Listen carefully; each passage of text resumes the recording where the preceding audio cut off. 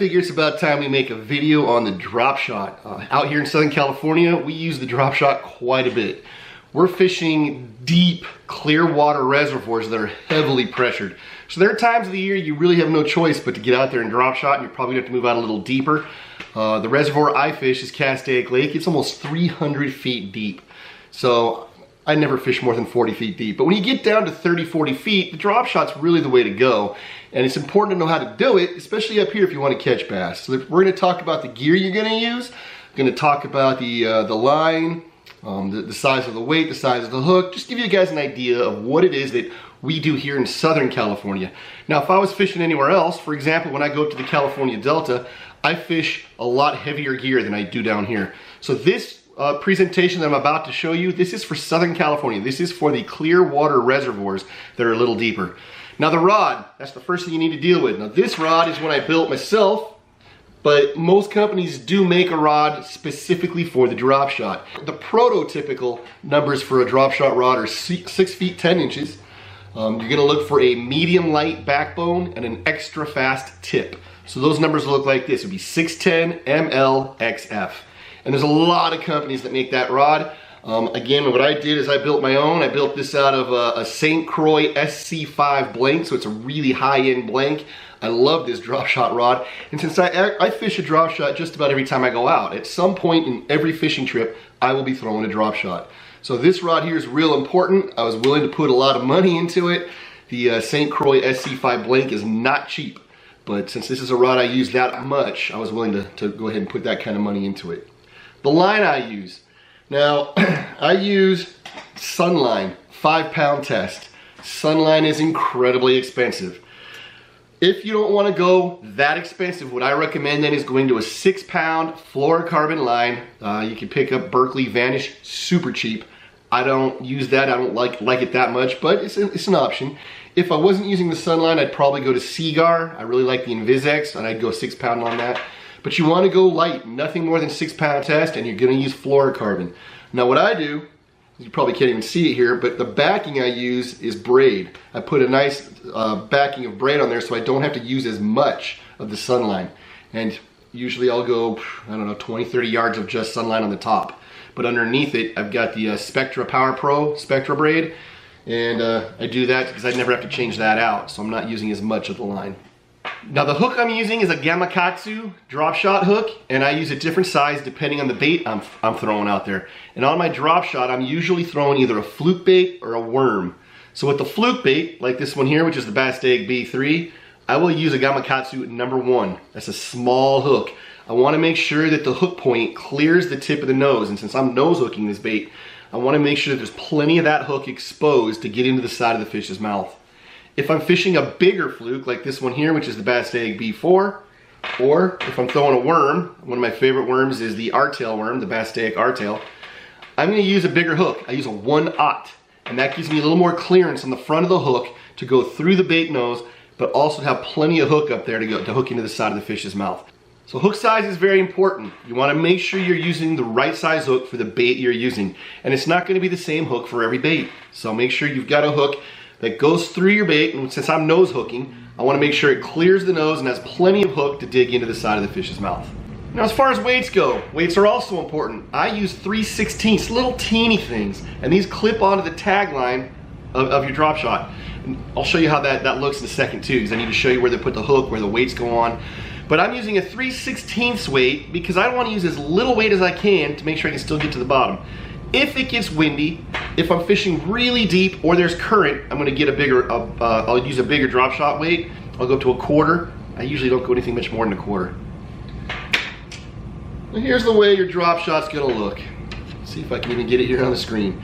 You got a hook that's tied up your line, and you're gonna put that on there with a Palomar knot. Not even sure if you can see that in the camera, I hope you can. And then you have a tag line that comes down beneath it.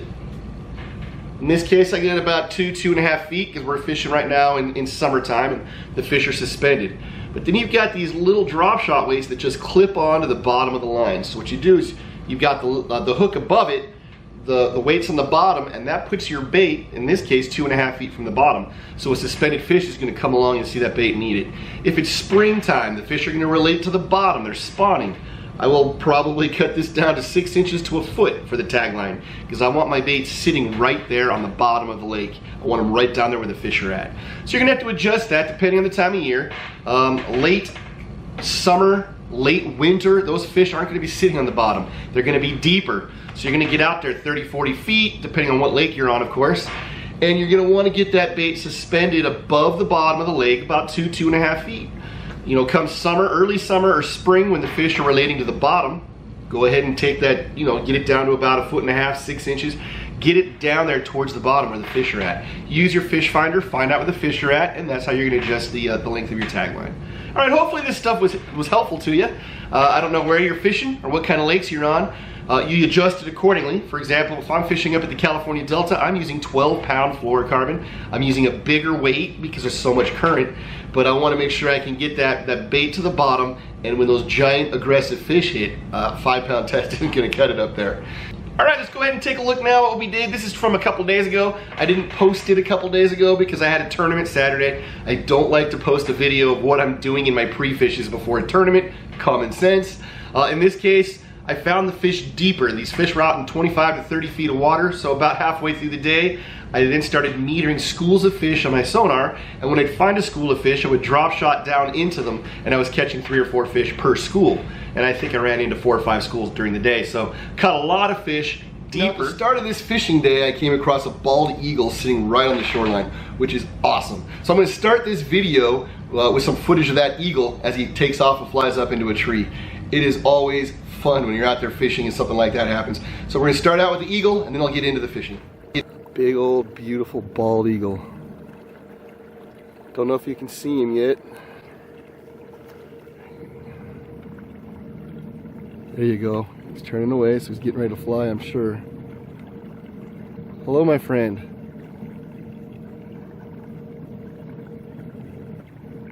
There he goes.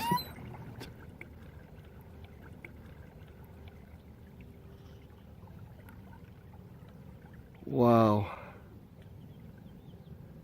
Going right up to that tree, and there he sits.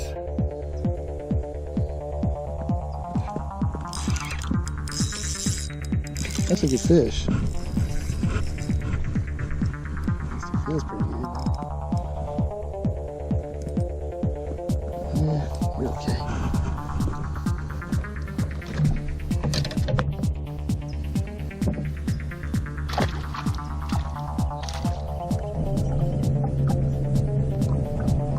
Little baby fish.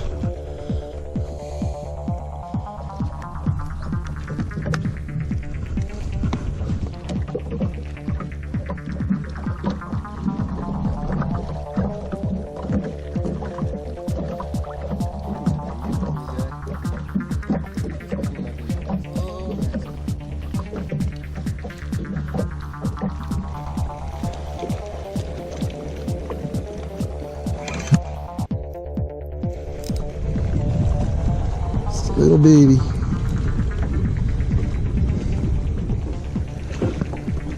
Give me my bait.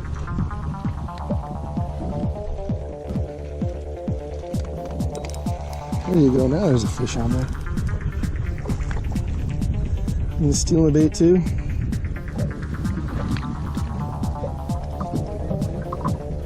You still have it. Leave it on.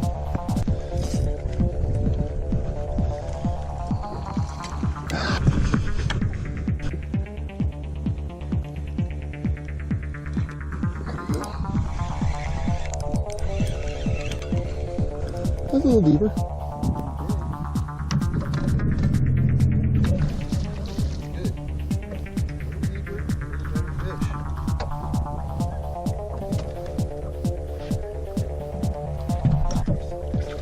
This way.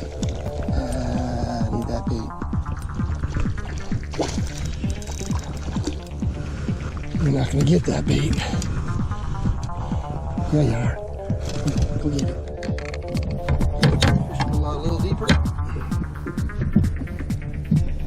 And you got a little better fish. Big mouth.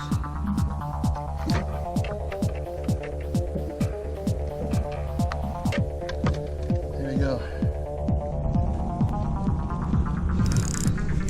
That's a good one. Good one, and he's deep.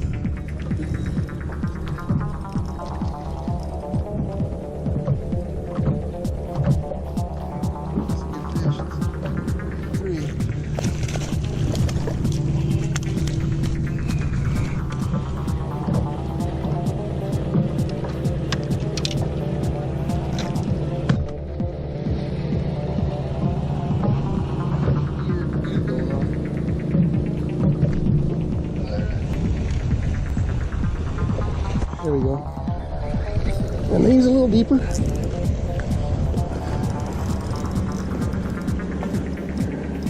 They are out here in 25 feet.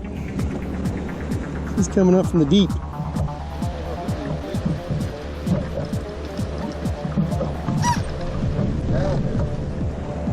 Can't tell how big he is yet, because he is down there. See him. Right now I still have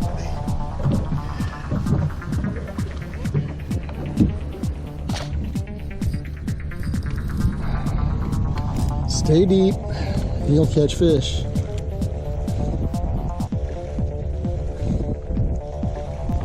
Don't you know that you're a deep fish?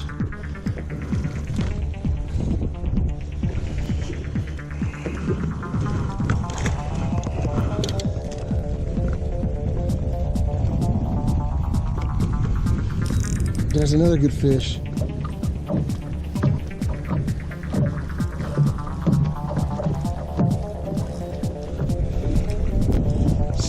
Come on, let me do that.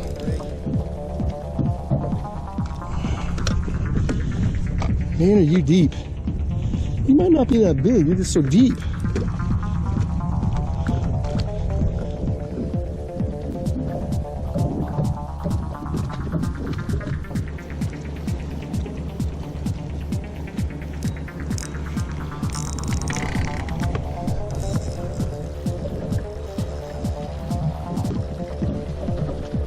It's a good fish. It's gonna be a good fish right here. It's a fish that needs a net, that's for sure.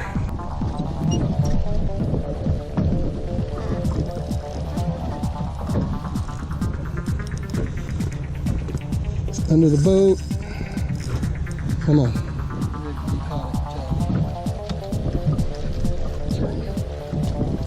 Oh, he's caught the bait. Solid keeper bass for tournament day.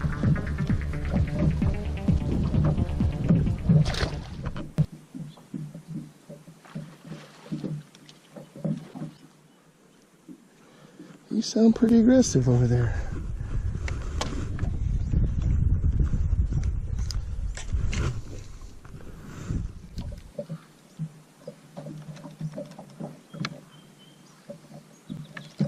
Yeah, this fish jumped.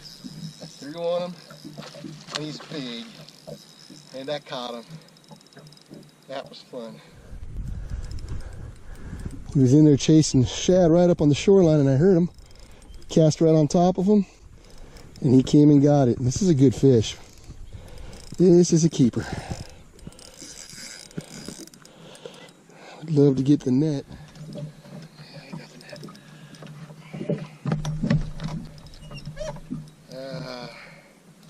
net. Showed yourself. That was your mistake. Oh, that's a big boy. That's a big boy right there. That is a big boy. Sweet. Look at that fatso. Oh, that was a fun catch. Let me just tell you. That right there, that's fun.